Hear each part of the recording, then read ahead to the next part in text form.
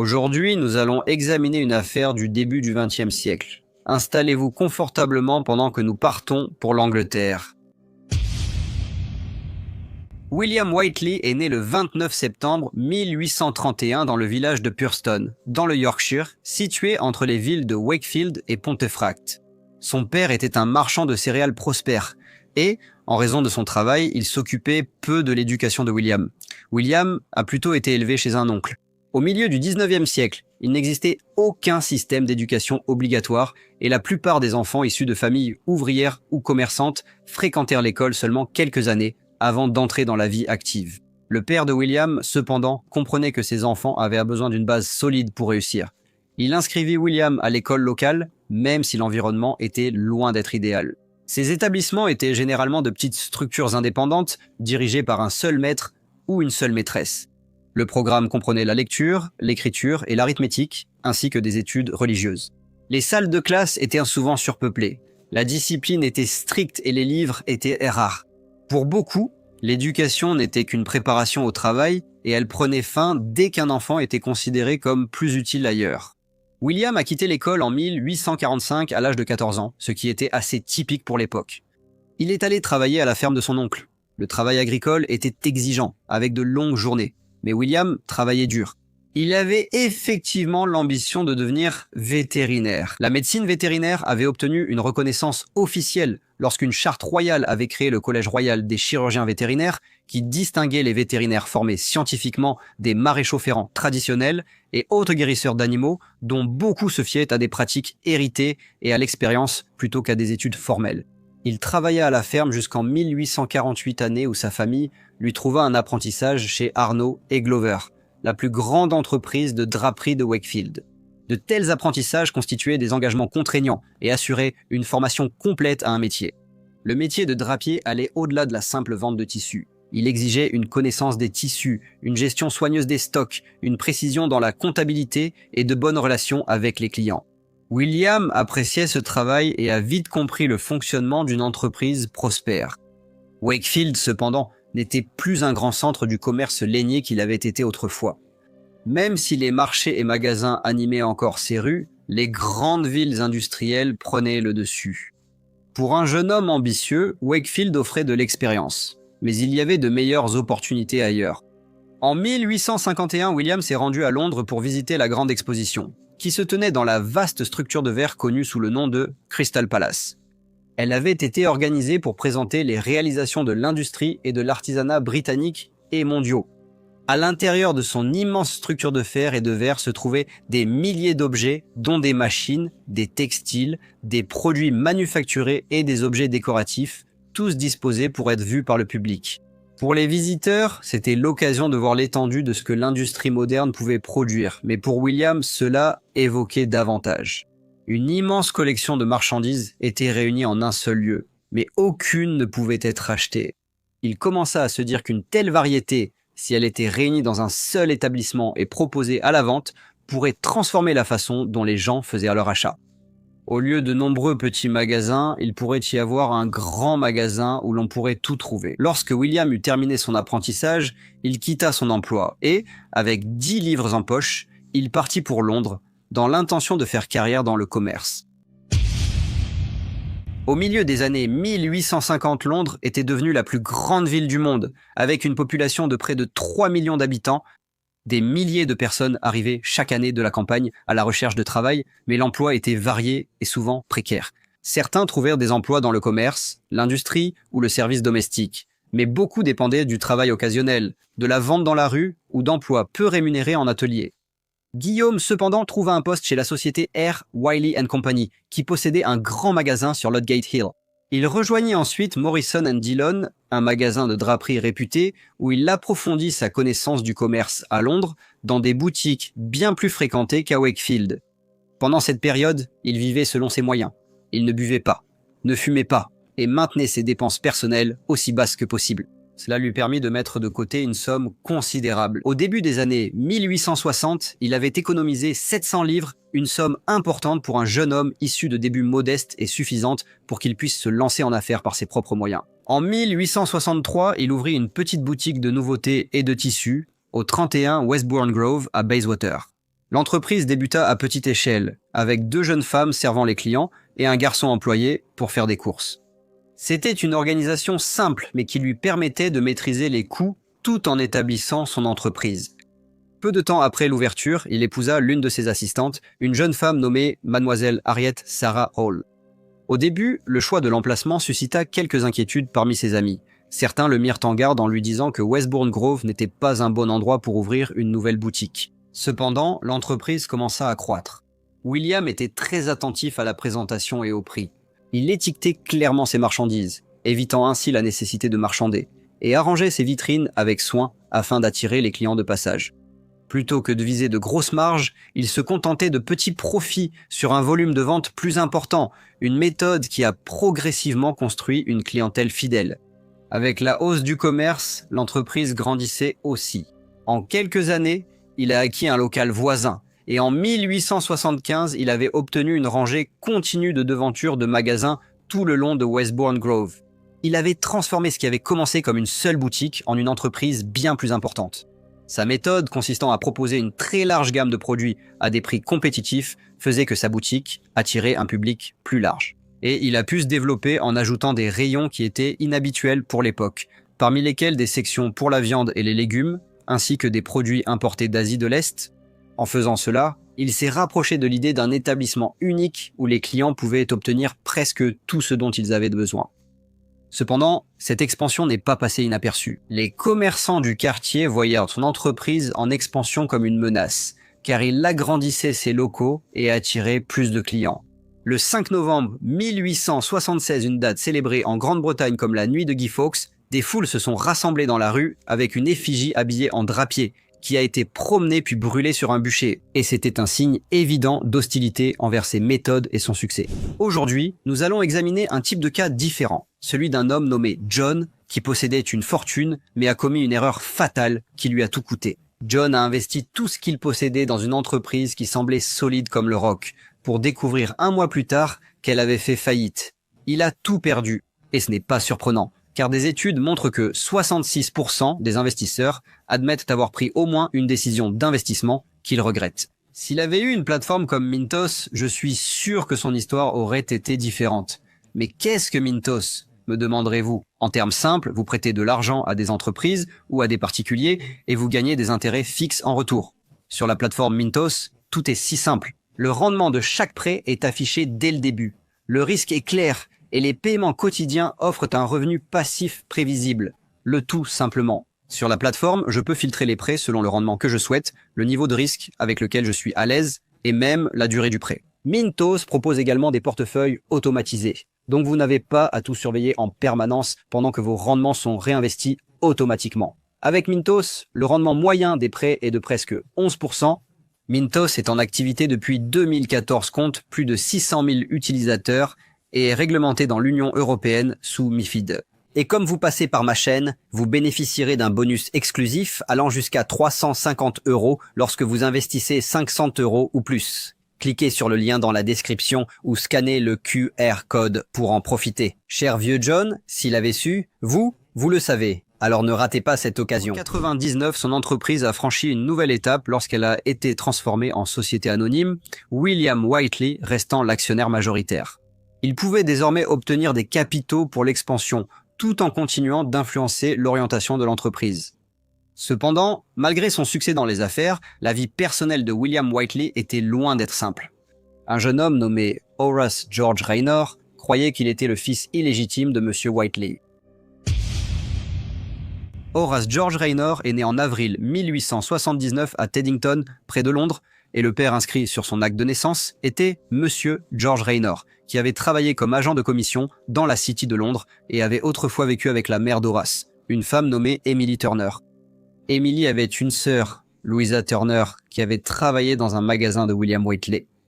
Horace avait fréquenté des écoles à Eastbourne et à Barnet, et, après avoir terminé ses études, Monsieur George Raynor lui a trouvé un poste en Russie où il est resté pendant plusieurs années. Il est retourné en Angleterre et a épousé une jeune femme nommée Mademoiselle Knowles en 1901, mais il est ensuite reparti en Russie avant de revenir à Londres en mars 1906. Cependant, à ce moment-là, il s'est retrouvé dans une situation financière difficile. Il a eu du mal à trouver un travail stable est tombé dans l'endettement et a commencé à mettre ses affaires en gage tout en multipliant les tentatives, sans succès, pour trouver un emploi.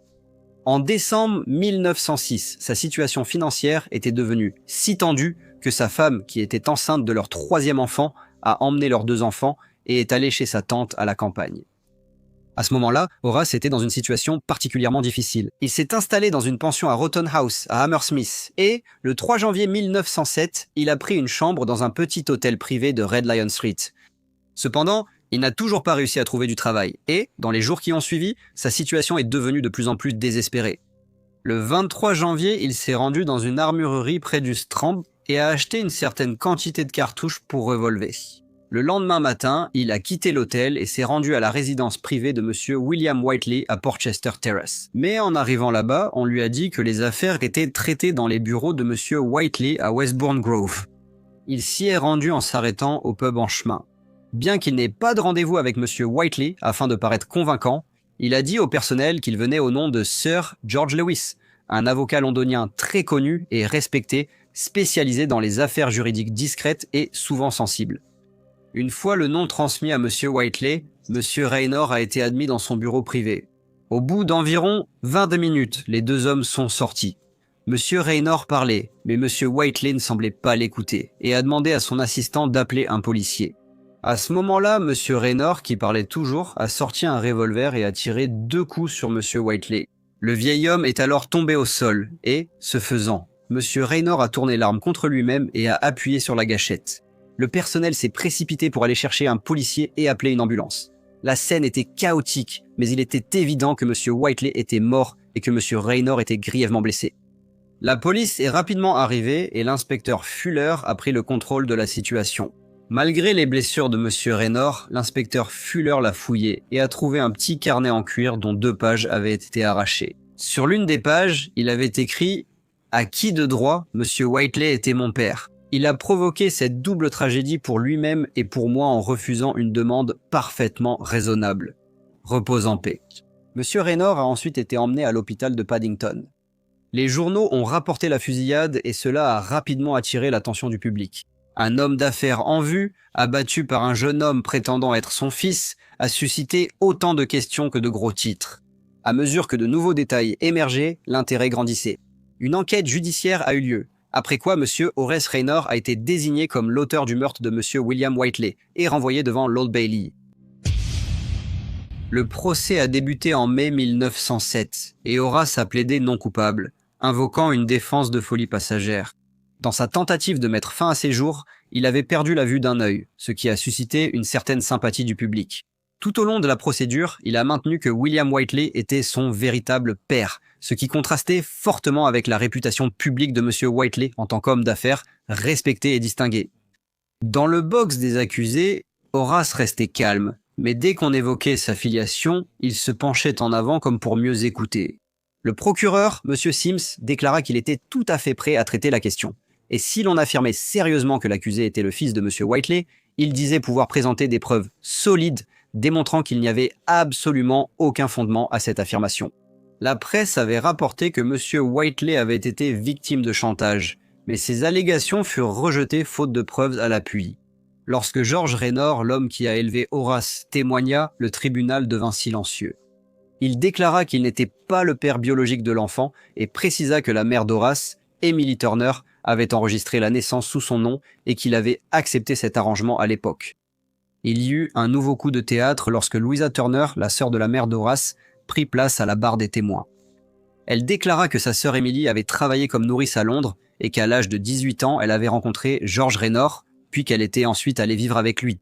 Elle affirma au tribunal que sa sœur avait eu 3 enfants, 2 garçons et une fille. Et en regardant le juge, elle déclara que Monsieur George Raynor avait parfois douté que les enfants soient les siens. Mais malgré son scepticisme, Emily avait réussi à le convaincre de les accepter, y compris le plus jeune garçon, Horace. Des murmures et des chuchotements se faisaient entendre dans la salle d'audience, mais Louisa continua. Elle expliqua que sa sœur et elle connaissaient William Whiteley, car elle avait trouvé un emploi au rayon jouets du magasin Whiteley, et, peu après, avait attiré l'attention de Monsieur Whiteley. Elle expliqua qu'il avait commencé à sortir avec elle, à lui offrir des cadeaux et à lui témoigner sa faveur. Elle poursuivit en disant qu'avec sa sœur, elle passait du temps avec Monsieur Whiteley et Monsieur Raynor, et qu'il se rendait souvent à Brighton le week-end. Après une légère pause, elle déclara qu'en 1881, Madame Whiteley découvrit que son mari avait une relation avec elle et que Madame Whiteley l'avait quittée. À ce moment-là, la salle d'audience était complètement silencieuse. C'était comme si tout le monde voulait entendre ce que Louisa Turner allait dire ensuite, et le public ne fut pas déçu. Mademoiselle Turner déclara qu'ensuite, Monsieur Whiteley avait payé pour qu'elle vive dans une maison à Finchley, puis plus tard dans une maison à Kilburn, où elle affirma être restée pendant plusieurs années. Elle a dit qu'en 1885, elle avait donné naissance à un fils qu'elle avait appelé Cécile et que Monsieur Whiteley en était le père. Interrogée sur la déclaration du prévenu affirmant être le fils de Monsieur Whiteley, elle a indiqué qu'enfant, Horace voyait souvent ce dernier et qu'en grandissant, il s'est forgé sa propre opinion sur l'identité de son père. Elle a dit que l'amitié entre William Whiteley et George Raynor avait fini par se détériorer et que, bien qu'ils aient été proches autrefois, ils semblaient ensuite se détester profondément. Lorsque l'avocat lui a demandé pourquoi, elle a répondu qu'elle pensait que c'était à cause de la jalousie. Des murmures résonnaient dans la salle tandis que Louisa Turner poursuivait. Elle a déclaré que M. Whiteley avait mis fin à leur relation en 1888, mais lui versait une pension annuelle, et qu'à peu près à la même époque, sa sœur et George Raynor s'étaient également séparés. Avant de quitter la barre, elle a déclaré à la cour qu'en 1894, lorsque Horace avait environ 14 ans, il était allé vivre chez George Raynor, et que c'est à ce moment-là que des doutes sur sa filiation lui avaient été inculqués. Elle a dit que, quand il buvait, George Raynor lui disait parfois qu'il n'était pas son fils, et qu'il devrait demander du soutien à William Whiteley. Elle pensait qu'avec le temps, Horace avait fini par croire qu'il était l'enfant illégitime de M. Whiteley. À la suite de cela, Horace George Raynor a pris place à la barre des témoins. Il a parlé calmement en décrivant ce qui s'est passé le 24 janvier. Il a dit qu'il croyait que William Whiteley était son père et que, comme il avait de graves difficultés financières, il était allé lui demander de l'aide. Il a dit qu'après l'échec de cette demande, il a eu l'impression qu'il ne lui restait plus rien et qu'il avait déjà décidé de se suicider en cas de refus. Selon Horace, il a sorti un revolver et a dit à M. Whiteley qu'il avait l'intention de se tirer une balle. Il a dit que M. Whiteley ne l'a pas cru et a appelé un policier. Horace a dit qu'à ce moment-là, il a perdu le contrôle et, dans sa colère, il a tiré, mais il a tué M. Whiteley avant de retourner l'arme contre lui-même. Interrogé sur sa conviction que M. Whiteley était son père, il a répondu qu'il avait longtemps considéré George Raynor comme tel. Cependant, il se souvenait que, lorsqu'il était enfant, il avait vu M. Whiteley chez lui, là où il vivait, même au petit déjeuner à certaines occasions, bien qu'il ne sache pas pourquoi il était là. Il a dit qu'il se souvenait aussi avoir vu plus tard M. Whiteley à Brighton avec sa mère et George Raynor. Cependant, après cela, il a été envoyé à l'internat et n'a plus revu M. Whiteley pendant ces années-là. D'une voix calme, il a dit que lorsqu'il avait environ 15 ans, il vivait avec George Raynor à Londres, mais que sa mère avait quitté la maison. Il a dit que M. Raynor lui disait souvent qu'il n'était pas vraiment son fils, et lui conseillait même d'aller voir M. William Whiteley, car il pourrait avoir de meilleurs droits à faire valoir auprès de lui. Il a dit au tribunal qu'il ne l'avait pas fait et qu'il avait plutôt travaillé à différents postes, y compris un séjour en Russie. Il a dit que plus tard, il avait essayé de subvenir à ses besoins en se lançant dans les affaires, mais sans succès, et il a affirmé qu'en 1906, sa situation s'était aggravée car il n'avait pas d'emploi stable, avait mis en gage beaucoup de ses affaires, et, certains jours, manquait de nourriture convenable. Il a dit que son moral s'était dégradé et qu'à Noël, il avait envisagé de se suicider, sans en avoir les moyens. Il a déclaré au tribunal qu'avant sa mort, sa mère lui avait dit que s'il avait besoin d'aide, il devait voir M. Whiteley et mentionner son nom. Parlant maintenant plus lentement, il a dit que, désespéré, il avait finalement décidé d'y aller et avait conclu que si on lui refusait de l'aide, il mettrait fin à ses jours de sa propre main. Il a admis avoir bu plusieurs verres avant d'aller au bureau et avoir pris des mesures pour dissimuler son identité car il ne voulait pas que sa famille soit affectée par le scandale. Il a expliqué qu'en rencontrant M. Whiteley, il s'est présenté et a exposé la raison de sa venue. Il a exposé sa situation et demandé de l'aide, surtout pour trouver un emploi.